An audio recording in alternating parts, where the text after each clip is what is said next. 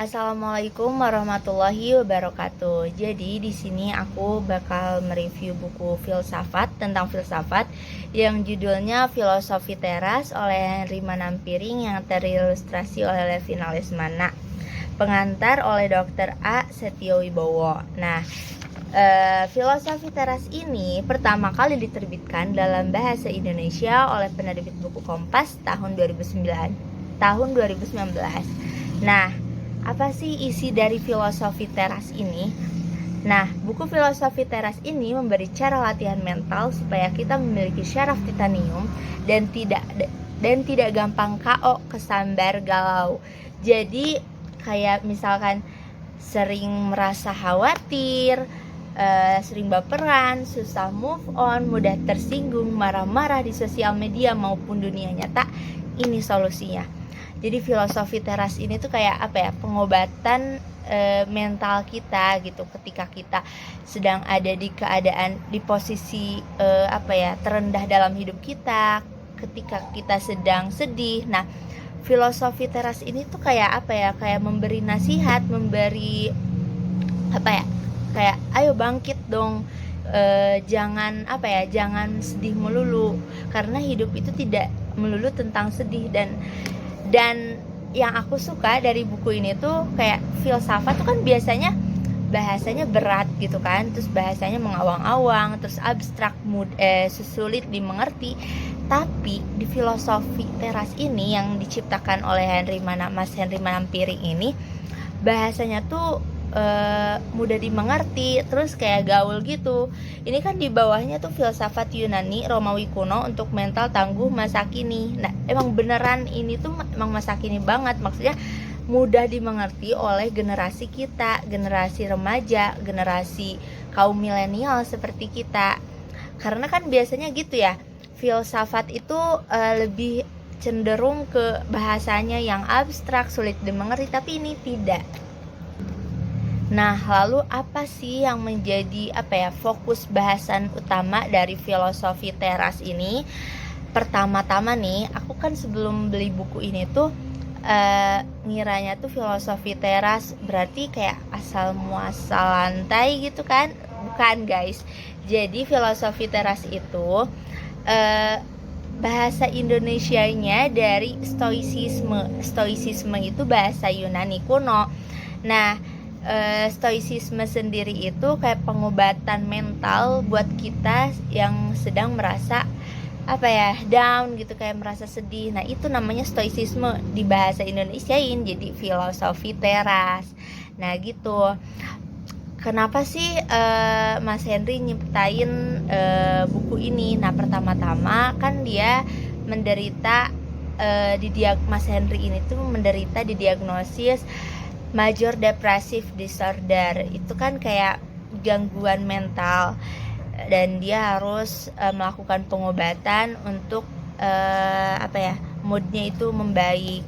Nah, Mas Henry berpikir gitu, beliau mikir, masa sih harus terus pakai obat-obatan gitu, emang gak ada cara lain untuk menyembuhkan mental.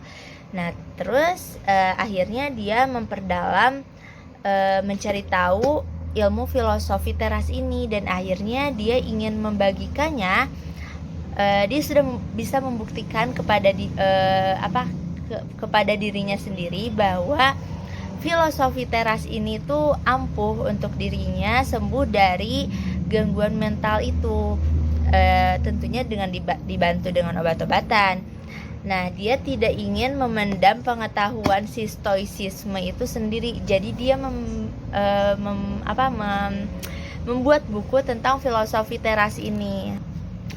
Nah, sekarang kayak apa sih makna Filosofi Teras itu sendiri?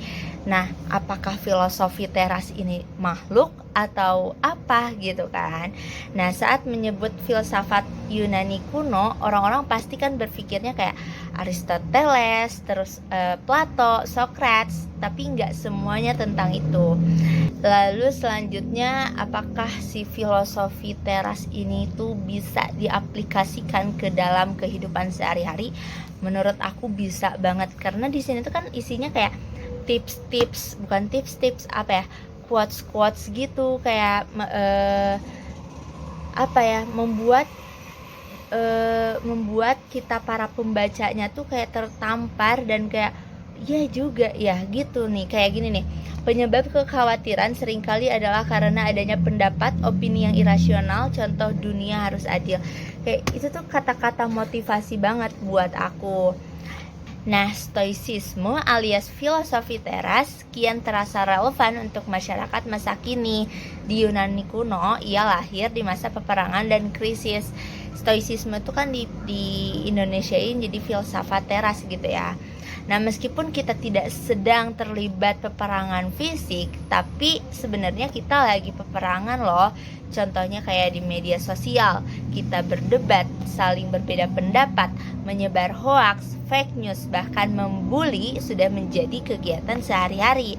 Nah, tidak hanya beban itu, kita dilanda stres di jalan akibat macet, di kantor beban pekerjaan yang menumpuk, belum lagi kita harus menghadapi bos dan politik kantor. Pulang kerja ketemu jalanan yang macet, istirahat kurang, quality time dengan keluarga juga kurang. Belum lagi harus menghadapi persoalan ekonomi akibat segala harga kebutuhan pokok naik, sementara gaji tidak naik.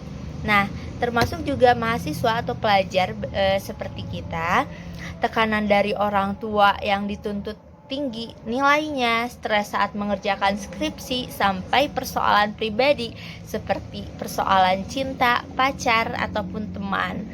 Nah, ini tuh bukunya cocok banget untuk dibaca di semua kalangan, khususnya generasi seperti kita, generasi milenial. Nah, di buku ini juga didedahkan apa saja yang berada di bawah kendali dan apa saja yang tidak di bawah kendali kita. Maksudnya gimana? Maksudnya tuh kayak kita bisa loh mengendalikan kesehatan kita. Contohnya kayak gimana? Contohnya kita menjaga kesehatan kita. Nah, apa yang tidak bisa kita kendalikan adalah sakitnya.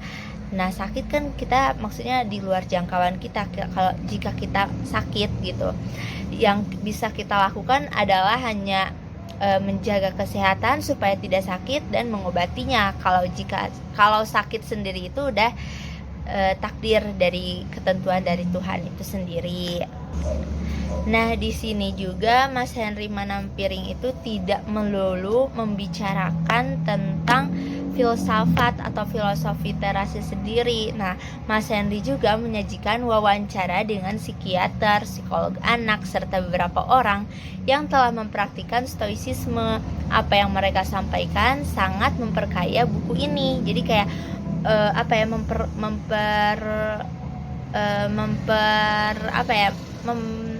mempertegas isi dari filosofi teras ini. Nah, gaya bertutur Mas Henry juga enak dibacanya. Susah untuk menaruh buku ini sebelum tanda stoicisme dikupas selapis demi selapis, dari soal bersikap di media sosial hingga bagaimana setelah memandang kematian. Nah, yang aku suka dari buku ini tuh ilustrasinya bagus, kayak mudah dimengerti, terus membuat buku ini terhindar dari beban buku filsafat yang biasanya filsafat itu terkenal oleh kata-katanya atau bahasanya yang berat dan susah dimengerti, tapi ini tuh tidak. Ini cocok banget dibaca oleh generasi kita. Mungkin sekian review dari aku. Mohon maaf apabila ada kesalahan. Wassalamualaikum warahmatullahi wabarakatuh.